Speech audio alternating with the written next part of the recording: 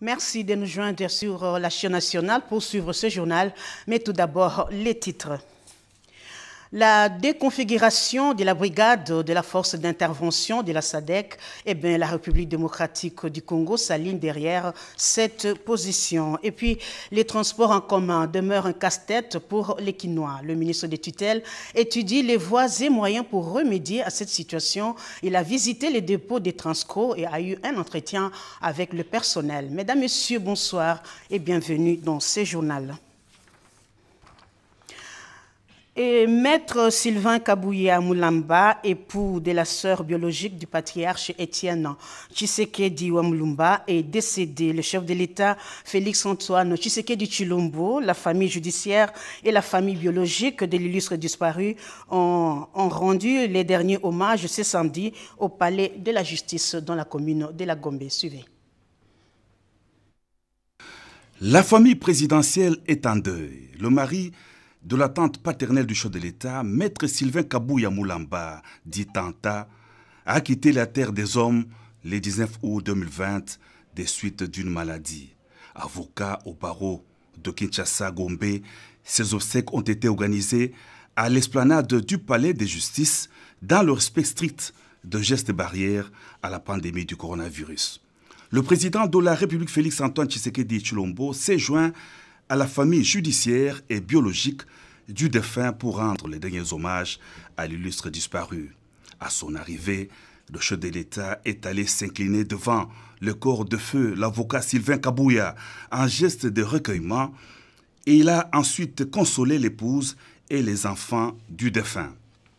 Licencié en droit, Sylvain Kabouya Moulamba a aussi effectué les études à l'École nationale d'administration ENDA. D'un parcours professionnel exceptionnel au sein de la magistrature debout et assise, il a été tour à tour substitut du procureur de la République à Kinshasa, président des tribunaux de grande instance à Boende et à Lissala dans la province de l'Équateur, président de la cour d'appel à Kinshasa et à Lubumbashi et premier président de la cour d'appel à Kisangani. Kabouya Moulamba fut aussi un membre très actif des différents mouvements socioculturels et politiques. On a noté la présence aux obsèques, notamment de la mère du chef de l'État, Maman Marthe Kassalou, du vice-premier ministre, ministre de l'Intérieur et Sécurité Gilbert Kankondé et de quelques autres membres du gouvernement, ainsi que du directeur de cabinet AI du chef de l'État, Désiré Cachemire Kolongele et Bérante.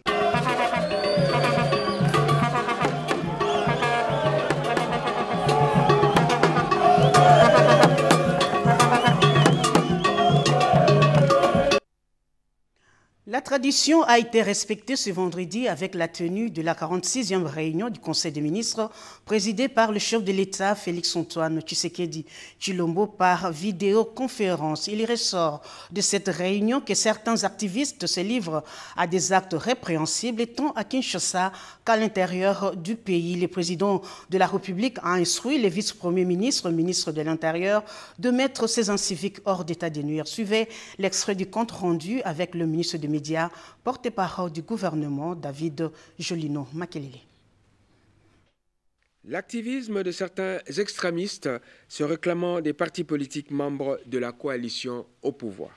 Le chef de l'État a relevé que depuis quelque temps, l'on observe un phénomène inhabituel qui met en exergue quelques individus qui, sous couvert de leur appartenance réelle ou supposée à tel ou tel parti politique de l'actuelle coalition au pouvoir, s'adonnent à des activités illégales dans certaines villes du pays, notamment Bukavu, Lubumbashi, Kasumbalesa, Kinshasa et Matadi. Afin de mettre un terme à cette situation anarchique, le vice-premier ministre, ministre de l'Intérieur, a été chargé de prendre toutes les dispositions pour mettre ces civiques hors d'état de nuire et de recommander fermement aux dirigeants de ces partis politiques de mieux tenir en liesse leurs militants. Le président de la République a insisté sur la nécessité d'appliquer la loi dans toute sa rigueur et pour tous. Problématique de tests Covid-19 exigés avant tout déplacement. Le chef de l'État a fait état des plaintes de la population au sujet des tests exigés avant tout déplacement, principalement à l'intérieur du pays, lesquels seraient à un prix exorbitant et variable selon les villes. Bien plus, l'on a dénoncé de cas de complaisance observés dans l'octroi des attestations à certaines personnes, moyennant de l'argent et sans avoir effectué au préalable un prélèvement. Les faits ci-dessus stigmatisés doivent interpeller la conscience collective et nous amener à changer de paradigme, a dit le chef de l'État.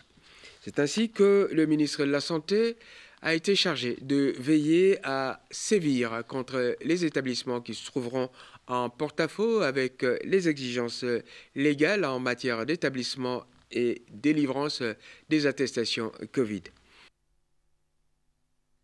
La République démocratique du Congo s'aligne derrière la position de la SADC sur la décision des Nations Unies de reconfigurer la brigade de la force d'intervention. C'est ce qu'on peut retenir de la réunion des ministres des Affaires étrangères réunis en vidéoconférence, nous dit Gina Wabiwa. La brigade de la force d'intervention de la SADC ne doit pas être modifiée, mais plutôt renforcée. Telle est la position des ministres des Affaires étrangères de la SADC. Position exprimée à l'issue des consultations marquées par la SADC et l'ONU, cette dernière a décidé à reconfigurer la brigade de la force d'intervention de l'organisation régionale africaine. Ces consultations se sont déroulées par vidéoconférence au Collège des hautes études des stratégies et des défenses CHESD à Kinshasa. Le secrétaire général des Nations Unies, Antonio Guterres, qui a pris part à cette rencontre virtuelle, a proposé une série de contacts du genre afin de dégager un consensus. Pour Maritumba Nzeza, ministre d'État, ministre des Affaires étrangères, la République démocratique du Congo a besoin de la paix durable et des partenaires capables de l'accompagner dans la recherche de la stabilité. Nous sommes tout à fait d'accord que si on doit reconfigurer le FIB, on doit le faire avec les troupes ou des pays contributeurs qui sont donc membres de la SADC ou des pays membres de la SADC. Il y a une harmonie entre les membres de la SADC. Nous sommes tous d'accord, nous allons tous dans le même sens. Nous n'avons pas trouvé tout à fait pertinent les propositions qui tendent à dire qu'il faut absolument reconfigurer le FIB avec d'autres troupes. Il n'y a aucune raison. Ils ont un type de commandement qui est commun, qui est habituel à eux. Et il n'est pas bon, nous semble-t-il, qu'on change cela. On va perdre de l'efficacité et ce n'est pas bon. Ce n'est absolument pas bon pour nous qui sommes ceux qui recevons cette aide. On prépare à cette première consultation la République démocratique du Congo, la Tanzanie, les Zimbabwe, le Botswana, les Malawi, la République sud-africaine, les secrétariats exécutifs de la SADC ainsi que les Nations Unies. Tous se sont donné rendez-vous dans 2 semaines pour poursuivre les discussions. Lors de sa récente visite d'inspection au dépôt des Transco, le ministre des Transports et Voies des Communications, Didier Manzenga, a eu l'occasion d'apaiser les personnels qui menacent d'aller en grève. Vital Pagabita pour plus de détails.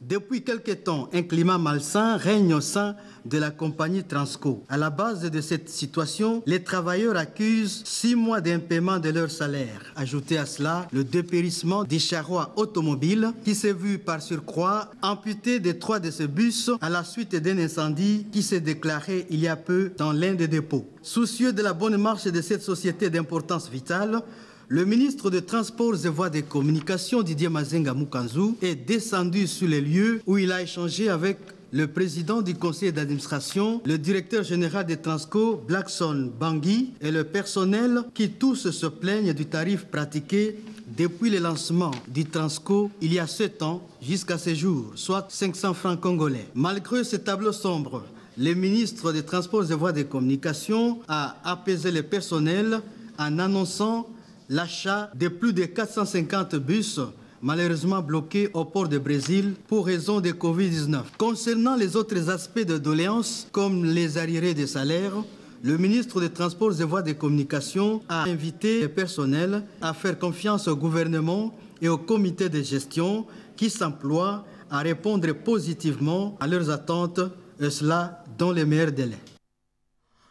Les rideaux sont tombés aux travaux de l'atelier de validation du cadre mondial des données, une nouvelle plateforme d'échange des données et partage d'informations hydrométéorologiques, travaux financés par la Banque mondiale, nous dit Oscar Mbalkaïch. Elles vont passer de 27 à une cinquantaine de stations d'alerte de la Mételsat qui seront disséminées à travers le pays grâce à l'appui des partenaires, dont la Banque mondiale, qui finance les projets de renforcement des services hydrométéorologiques et climatiques de la RDC, Hydromet en sigle. Tous les producteurs d'informations hydrométéorologiques entendaient les opérateurs du secteur, la RVA, la RVF, LMC, l'INERA, la Régie des eaux, la SNEL, les ministères des Transports et Voies de communication, celui de l'Agriculture, pour ne citer que cela, se sont mis d'accord pour la mise sur pied d'un cadre légal d'échange et de partage d'informations. Nous sommes arrivés à constituer une plateforme. Toutes les données hydrométéorologiques passeront par la Mételsat avec une équipe, et à partir de là, les utilisateurs pourront s'en servir. Ces travaux de 2 jours ont débouché sur plusieurs recommandations, notamment la mise au pied d'une commission pour élaborer une feuille de route, définir l'organisation et le fonctionnement de la Banque des données nationales, faire l'état des lieux du réseau d'observation existant et inventorier toutes les données hydrométéorologiques existantes sur le plan national. Nous sommes très impressionnés et nous pensons que c'est vraiment une très bonne chose que la Banque mondiale puisse financer ce projet intégrateur qui va en fait permettre, n'est-ce pas, d'intégrer, de réunir toutes les données hydrométéorologiques. Nous savons très bien qu'il ne peut pas avoir de développement sans ces informations, parce que la vie en fait des communautés sont régies par ces informations qui ont leur valeur, qui ont une valeur incroyable. La primeur de toutes ces conclusions sont réservées à la haute hiérarchie avant la signature d'un protocole d'accord entre les différentes parties. Ces travaux de 2 jours, soit du 28 au 29 août 2020, ont été financés par la Banque mondiale sous la supervision de l'Agence nationale de météorologie et télédétection par satellite, Mételsat. Le ministre des Petites et Moyennes Entreprises, Justin Kalumba Mwanangongo, a visité les installations de l'autorité des régulations de la sous-traitance dans les secteurs privés qui sera opérationnel dans très peu de temps. Reportage David Moubenga. L'autorité de régulation de la sous-traitance dans le secteur privé, ARSP en sigle, va bientôt commencer ses activités sur terrain après l'adoption au Conseil des ministres le vendredi 21 août dernier de 2 projets de décret, l'un modifiant et complétant le décret numéro 18/018 du 24 mai 2018 portant création, organisation et fonctionnement de l'ARSP et l'autre modifiant et complétant le décret numéro 18/019 du 24 mai 2018 portant mesures d'application de la loi sur la sous-traitance dans le secteur privé. Voilà qui explique la visite que le ministre des classes moyennes, petites et moyennes entreprises et artisanat, Justin Kalumba Mwanangongo, a effectuée ce jeudi 27 août 2020 dans les installations de l'ARSP pour lancer le processus de finalisation du plan opérationnel. Il s'agit de procéder au recrutement, à la formation et au déploiement du personnel sur le terrain d'ici la fin de l'année en cours. La mise en exécution de ce plan va commencer par le secteur minier avec comme cible les provinces de l'Ituri, du Haut-Katanga et du Lualaba avant de s'étendre à d'autres secteurs, notamment les NTIC, les hydrocarbures et le bâtiment. Pour le ministre Justin Kalumba, tout doit se passer dans le strict respect du compromis trouvé lors des concertations entre l'ARSP et les autres parties prenantes. Le directeur général de l'ARSP, Kalej Nkand, a pour sa part exprimé sa disponibilité quant à l'exécution sans faille des instructions données par le ministre des classes moyennes, petites et moyennes entreprises et artisanat. En Un dispositif de désinfection automatique, œuvre des étudiants de l'Université catholique de Goma, a été présenté au ministre de l'Industrie, Julien Paluku, qui par la même occasion a effectué quelques visites d'inspection, notamment à une école de génie dite école du cinquantenaire. Betty Amani nous en dit un peu plus. Un dispositif de désinfection automatique a été présenté au ministre de l'Industrie, Julien Paluku Kaungia.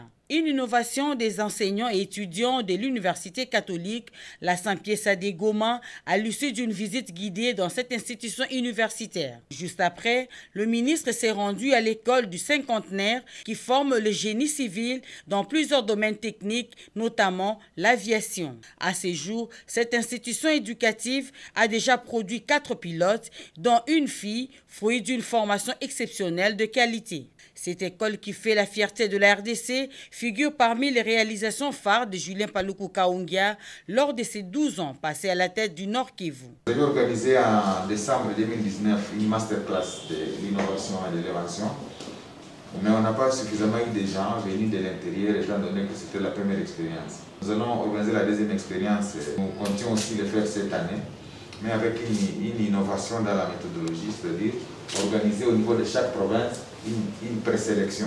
Nous voulons créer un incubateur effectivement à Kinshasa.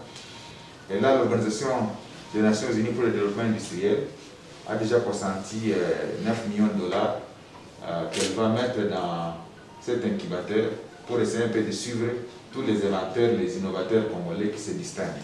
Je vous encourage à ça et les pays ont besoin de cette jeunesse qui est ce genre d'intelligence. Peut-être qu'en créant autant d'emplois, vous allez attirer suffisamment des gens qui sont encore en brousse, qui font souffrir la province de Nord Kivu depuis de longues années. Et ainsi, on va pacifier la province par une autre stratégie. Dans le cadre de l'autonomisation des personnes vivant avec handicap, la ministre déléguée aux Affaires sociales, Maître Irène Sambo-Diata, a échangé avec différents chefs de services commis au Beach Ngobila. Betty Amani.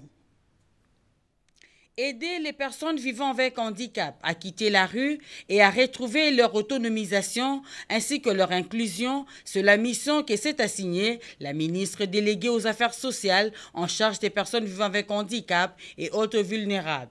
Maître Irène Sambo s'est rendue au Beach Ngobila pour rencontrer les différents chefs de services commis à ce poste frontalier. Il s'agit entre autres de la SCTP, DGDA, OCC, renseignement militaire et hygiène aux frontières. La ministre déléguée en charge des personnes vivant avec handicap a voulu recueillir des informations nécessaires par rapport aux conditions de faisabilité et d'accessibilité des personnes vivant avec handicap et de leur traversée dans le cadre de leurs activités économiques, tout en respectant la loi sur les importations et exportations. Jusque-là, il n'y a pas de loi qui donne expressément l'exonération aux personnes vivant avec handicap. Nous avons demandé à son Excellence de voir au niveau du gouvernement si on peut voter une loi au niveau du gouvernement et c'est cette loi qui sera mise en application. Nous avons proposé au niveau de la douane qu'il y ait une formation pour les personnes avec handicap afin qu'ils puissent eux-mêmes commencer à saisir les déclarations comme d'autres le font.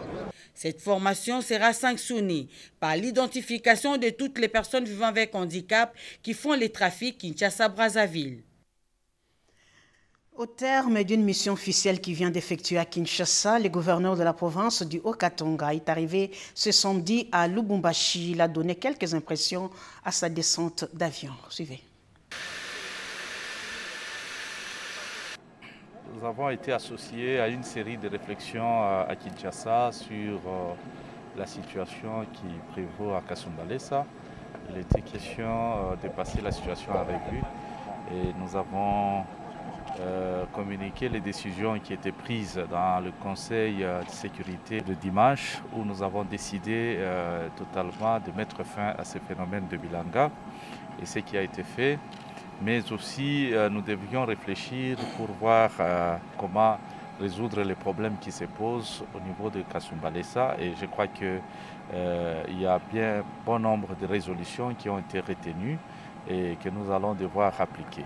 Nous pensons que la force revient à la loi, nul n'est au-dessus de la loi et l'État est au-dessus de tout le monde et l'État est là comme régulateur et je crois que c'est la fonction que l'État est en train d'exercer ici chez nous en République démocratique du Congo Et je dois aussi appeler tout le monde au calme et que tout le monde doit vaquer à ses occupations. Et nous avons parlé de la sécurité qui s'est dégradée, mais que nous sommes en train de combattre. Donc d'ici peu, je crois qu'il y aura des résolutions parce qu'il y a une ferme détermination avec la nouvelle équipe qui vient d'arriver et que nous aussi, nous sommes déterminés à tout mettre en œuvre pour qu'on arrive à éradiquer une fois pour toutes l'insécurité.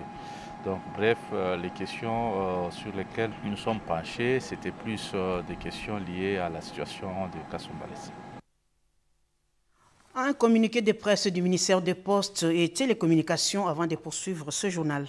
Son Excellence, Monsieur le ministre des Postes, Télécommunications et Nouvelles Technologies de l'Information et de la Communication porte à la connaissance de tous les opérateurs économiques, entreprises du secteur des télécommunications œuvrant dans l'illégalité et le non-respect des titres réglementaires qu'un moratoire de 30 jours leur est accordé pour se mettre en ordre.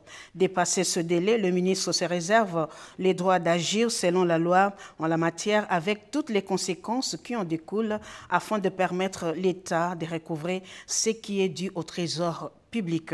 À l'issue de ce moratoire, un registre national reprenant les opérateurs en ordre sera publié et seuls ceux-ci pourraient avoir accès au marché public et il sera demandé à tout consommateur de s'abstenir d'utiliser les services et produits de l'opérateur non en règle. Ce communiqué est signé Maître Séraphin Oumba, KPP, directeur des cabinets. Promouvoir la vaccination dans les zones rurales et urbano-rurales avec l'appui des cellules d'animation communautaire, c'est l'un des objectifs poursuivis dans l'organisation de l'atelier d'harmonisation et de dynamique communautaire, atelier organisé par le PEV avec l'appui financier de l'UNICEF, nous dit Eugénie Dada Chabani.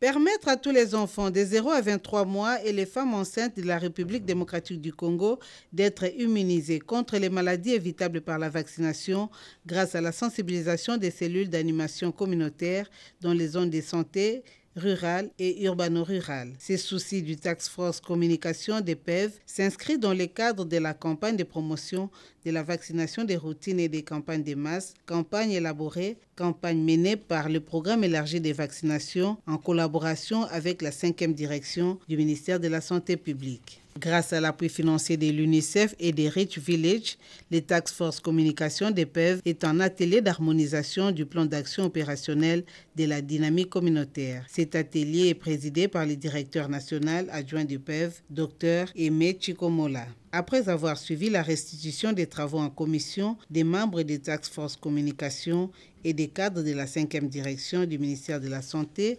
Dr Aimé Chikomola, le directeur adjoint du PEV, s'est dit très satisfait. On veut redynamiser la participation communautaire en faveur de la vaccination parce qu'on s'est rendu compte que nos services n'étaient plus utilisés comme on le souhaitait. Les services sont là, mais la communauté n'utilise plus. Alors on voudrait renforcer leur participation en réorganisant bien sûr les organes de participation au niveau opérationnel. Il entend accorder 2 jours supplémentaires, question de permettre de finaliser ces plans d'action opérationnels de la dynamique communautaire. Le ministre de la Culture a pris une part active aux festivités marquant les 66 ans de carrière de l'artiste musicien Jano Bombinga, un des baobabs de la musique congolaise qui vient de totaliser 86 ans d'âge. Lisette Mujinga nous en dit un peu plus. 86 ans d'âge et 66 ans de carrière consacrée à la promotion de la rumba congolaise, ça s'est fait. Sa famille biologique et culturelle ainsi que plusieurs autorités des marques dont le ministre de la Culture et des Arts, Jean-Marie Lokunji, ont tous honoré ces dignes fils de la République qui ont chanté l'amour sous toutes ses facettes et a contribué à la moralisation de la société congolaise. Très ému, le numéro 1 de la culture congolaise a salué cet amour pour l'art malgré les poids de l'âge Jeannot Bombenga Wewando continue de s'accrocher à la scène en offrant des soirées riches en couleurs qui rappellent le beau vieux temps du passé. Auteur, compositeur, interprète des références des chansons à succès, notamment Mado, Elodie, Bopesa et autres, exécutés par son orchestre Vox Africa et quelques musiciens congolais renommés de toutes les générations. La grande soirée musicale des galas, organisée au crépuscule radieux d'une croisière musicale d'un artiste chanteur, avec la collaboration de l'ASBL Artistes en danger, les établissements Maïcha Live et les rassemblements des artistes musiciens congolais, a honoré la célébration de cet anniversaire d'éméritat et magnifiant l'exaltante carrière de l'octogénaire Jeannot Bombenga Wewando, les doyens de la musique congolaise. La grande surprise de la soirée était l'orchestre Bantou de la capitale de la République du Congo, venu également agrémenter la fête en l'honneur de l'artiste malgré les confinements. Cet orchestre a eu à bénéficier de tous les soutiens de la part de l'ambassadeur de la République démocratique du Congo en République du Congo, Maître Christophe Muzungu, pour traverser le fleuve Congo et prendre part à la grande célébration de cette icône de la rumba congolaise. Les patriarches de la musique congolaise moderne et patron de l'orchestre Vox Africa évoluait aux côtés de Kabasele Chamala, dit Grand Calais, où il proposait des chansons pour les contes de l'African Jazz. Notons que l'artiste musicien Jeannot Bombenga Wewando attend un accompagnement des personnes de bonne volonté pour lui permettre de parachever l'enregistrement d'un disque où il proposera au public le morceau de ses quelques chansons chantées il y a de cela 66 ans.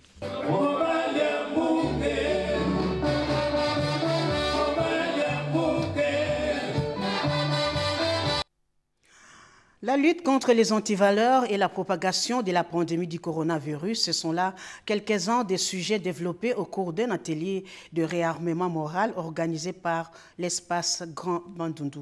Willy Atunakov, reportage. C'est dans la stricte observance des mesures barrières à la pandémie du coronavirus que plus de 500 leaders de jeunes de l'espace Grand Bandundu, district de la Tchangou, toutes tendances religieuses et politiques confondues, ont été sensibilisés sur la lutte contre les antivaleurs en vue du développement de leur espace dans l'unité, la solidarité, le patriotisme et la paix, sans oublier la lutte contre la Covid-19. C'était au cours d'un atelier de formation des animateurs des communes et des milieux étudiantins de ces districts organisé ce samedi 29 août 2020 dans la grande salle Apocalypse 22 dans la commune de Massina, district de la Tchangou, connu comme base naturelle de certains leaders de l'espace tels que les honorables députés et sénateurs Ange-Marie Lukiana, André Kimbuta-Yango, Jean Baudouin-Mayo, Jonathan Bialoussouka, pour ne citer que ceux-là. Dans son mot d'ouverture de cette matinée de réarmement moral, Jean-Modeste Manenga, président de l'ASBL Dynamique de la jeunesse du Grand Bandundu, a remercié le président de cet espace, professeur Obemina Kunjalanjoko, et les autres leaders du Bandundu pour leur soutien à la promotion de la jeunesse, avenir de demain et aux institutions de la République. L'objectif, c'est juste le réarmement moral, le renforcement de l'unité, puisque, comme vous le savez, la dynamique de la jeunesse du Grand Bandundu réunit les jeunes du Grand Bandundu, toutes tendances confondues, derrière son grand leader, Obemina Kunjalanjoko, et en synergie avec d'autres leaders, nous avons pensé commencer notre tournée au niveau du Grand Bandundu profond, Kwilukango Maïndombe et Kinshasa.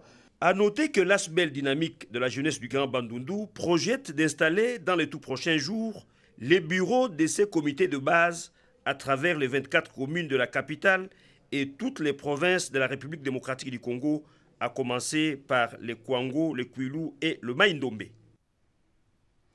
Et tout d'abord, ce communiqué de CNSS. La Direction générale de la Caisse nationale de sécurité sociale, CNSS en sigle, porte à la connaissance du public que, contrairement aux rumeurs propagées, notamment sur les réseaux sociaux par des personnes mal intentionnées, cet établissement public n'a pas initié un quelconque mouvement d'embauche et de recrutement d'un nouveau personnel. Elle voudrait également demander au public de ne pas se faire arnaquer par ces personnes qui feraient miroiter à leurs victimes un prétendu engagement à la CNCS. Ce communiqué est signé Agnès Mouadi-Nawesh Katonda. Décédé il y a quelque temps des suites d'une maladie, le DGA de l'ACP, Sébastien Luzanga Chamandevou, a été mis en terre ce samedi 29 août à la nécropole entre terre et ciel, nous dit Odilon Kayuma.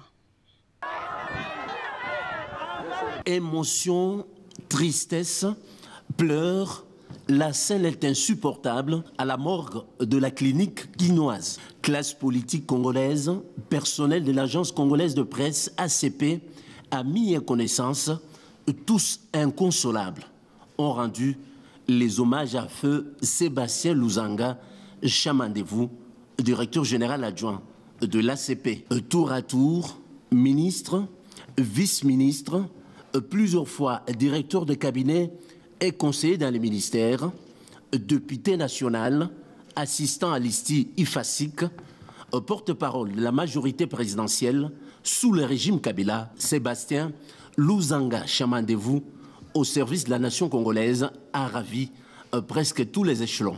L'originaire de Moulopo, dans le Kouilou, s'est ans à l'âge de 71 ans. Il laisse une veuve et 14 enfants, dont 5 garçons et 9 filles. Bien avant, Nélen Koulou, ministre d'État à l'emploi, présidente du regroupement politique AFDC et alliés, au Béminakou, aux côtés du coordonnateur national du FCC, Lémi Moulagna, ont vanté les qualités socio-professionnelles de l'illustre disparu. Travailleur, lucide et toujours disponible. Le directeur général de l'ACP, Lambert Kaboy, est très affecté. Papa Luzanga était un grand conseiller à moi. Nous étions très liés et chaque fois qu'il voyait qu'il y avait quelques dérapages de mon côté, de par ma nature, il m'interpellait pour me donner certains conseils constructifs pour le bien de l'agence congolaise de presse. C'est grâce aux efforts conjugués de Papa Luzanga, de M. Lambert et de Mme Nicole que nous avions su remonter la pente pour faire accepter l'agence congolaise au standard international. Cérémonie terminée, le convoi funèbre a pris la direction de la nécropole entre terre et ciel où va se reposer à jamais Sébastien Luzanga Chamandevou. Voilà, un rendez-vous vers 21h. C'est le deuxième numéro du magazine Plus Forte. Violence basée sur les genres, c'est le thème qui sera exploité au cours de cette émission. Fin de ce journal, mesdames, messieurs. Merci à vous tous qui nous avez reçus chez vous. L'information reste en continu sur nos antennes. Bon week-end à tous et à très bientôt.